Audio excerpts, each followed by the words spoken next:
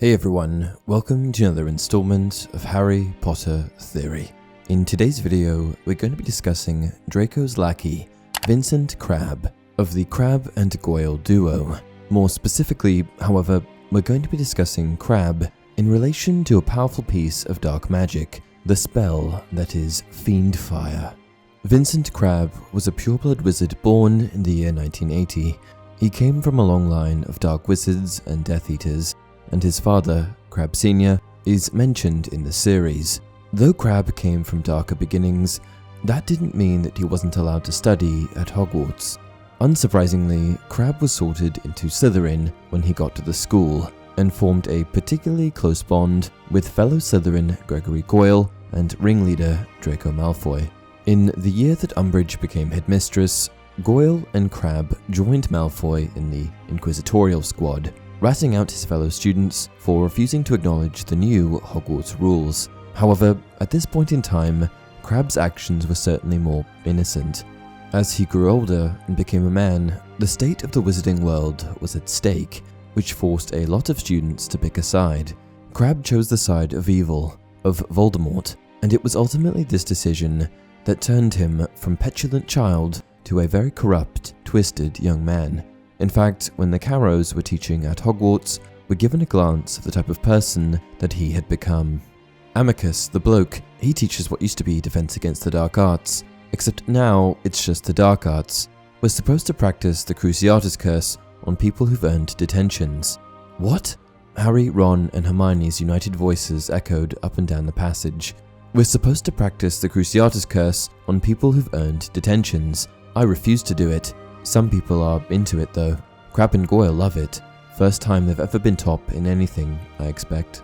The tragedy of Crabbe is that he never even really stood a chance. He came from a family of Death Eaters, and right from the start he became a part of a friend group that made all the wrong choices.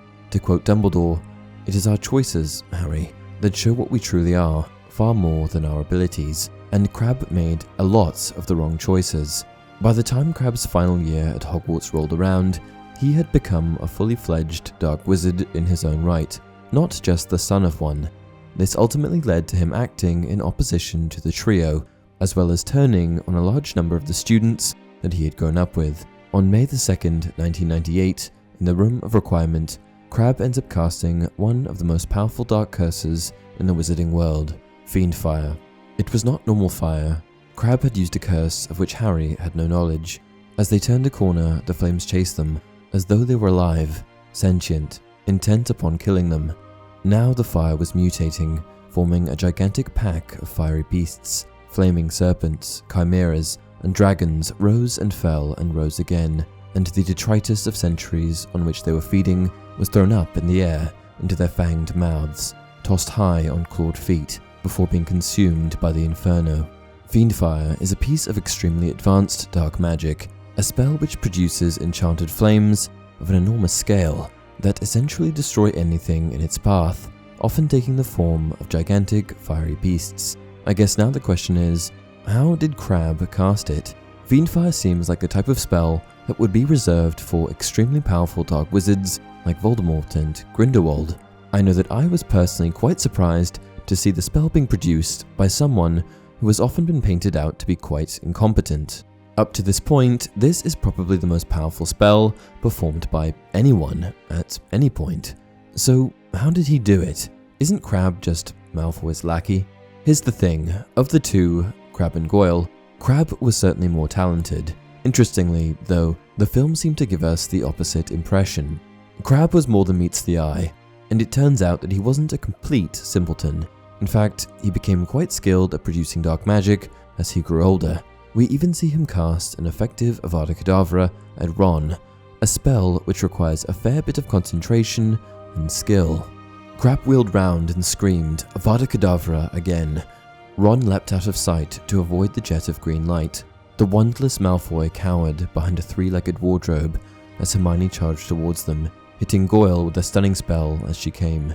Given his Death Eater heritage, I think that Crabbe must have been taught an awful lot of dark magic at home, in addition to the magic that he was learning at Hogwarts.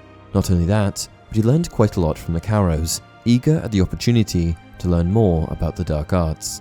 After the fiasco in the Room of Requirement ends, Harry surmises that Crabbe must have learned how to cast the Fiendfyre curse from the Carrows. Fiendfyre, cursed fire.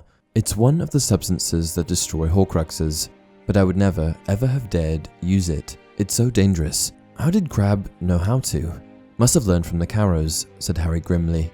Shame he wasn't concentrating when they mentioned how to stop it, really, said Ron, whose hair like Hermione's was singed and whose face was blackened.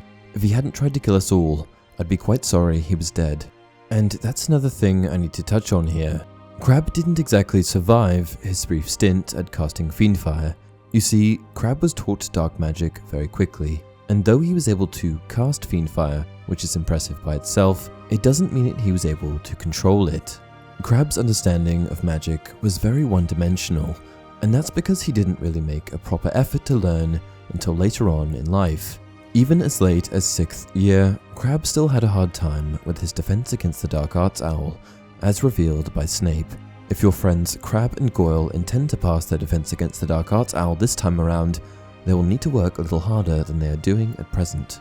And it appears that even when he's casting these powerful spells, he still fails to understand basic things, like following orders, or repercussions. Stop! The Dark Lord wants him alive. So? I'm not killing him, am I? But if I can, I will. The Dark Lord wants him dead anyway. What's the diff? It's that mudblood! Avada Kedavra! In short, Crabbe learned a lot of dark magic very quickly, and this ultimately led to his own demise. He knew how to cast these dark spells, but he didn't quite understand what he was casting, which led to his inability to control his own Fiendfyre. When Crabbe attempted to kill Harry in the Room of Requirement, his last words were, "Like it hot, scum?" Which is of course painfully ironic, given that the only person properly subjected to the curse was himself in a room full of objects. In a sick and twisted way, I'm willing to bet that Amicus and Alecto Carrow knew what they were doing when they taught Crabbe how to only partially perform Fiendfyre. They probably thought that it would be funny to teach this evil, albeit misguided student a bunk spell, effectively sending him on a suicide mission. And that's it for this video. If you enjoy the content, please remember to like the video and subscribe to the channel. Until next time, it is important to fight and fight again, and keep fighting, for only then can evil be kept at bay, though never quite eradicated.